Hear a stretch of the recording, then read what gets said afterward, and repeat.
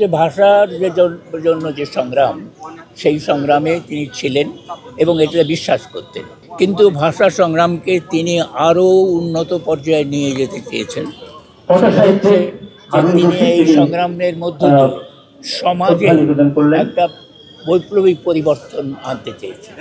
এক কথায় তিনি সমাজতন্ত্রে বিশ্বাসী ছিলেন এবং সমাজতান্ত্রিক বিশ্বের পতনের পরেও সমাজতন্ত্রে তার আস্থা বিনষ্ট হয়নি এবং তিনি তার পক্ষেই লিখেছেন, বইতে লিখেছেন, পত্রিকায় লিখেছেন এবং তিনি একাধারে গবেষক এবং কবি ছিলেন।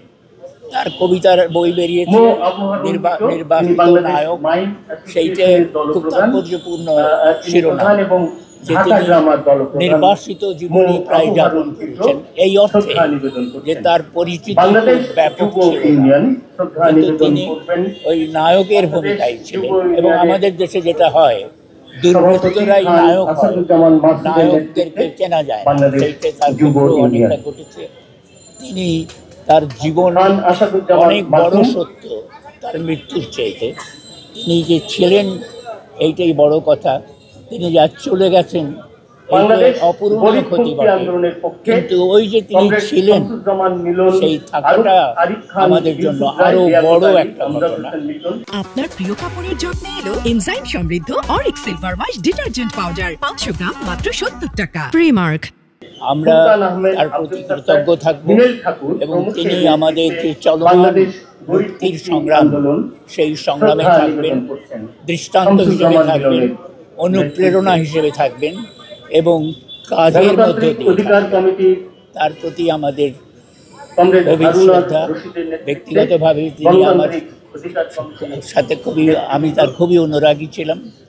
2017 সালে যখন আমরা রুশ বিপ্লবের শতবর্ষ উদযাপন করেছি, তিনি তখন আমাদের সাথে ছিলেন, নেতৃত্ব দিয়েছেন এবং আমরা দেখেছি যে এইসব ব্যাপারে তার যে একাগ্রচিত্ততা এবং তার যে নিবিষ্টতা, সেটা ছিল অসাধারণ। তার আমি যেটা মনে করি সেটা হলো, এই সমস্ত মানুষ কখনো মারা যান না, তারা চলে যান, কিন্তু তারা থাকেন, কাজের মধ্যে দিয়ে থাকেন, দৃষ্টান্ত হিসেবে থাকেন, অনুপ্রেরণা হিসেবে থাকেন এবং তাদের মৃত্যুর চাইতে তাদের জীবন অনেক বেশি সত্য।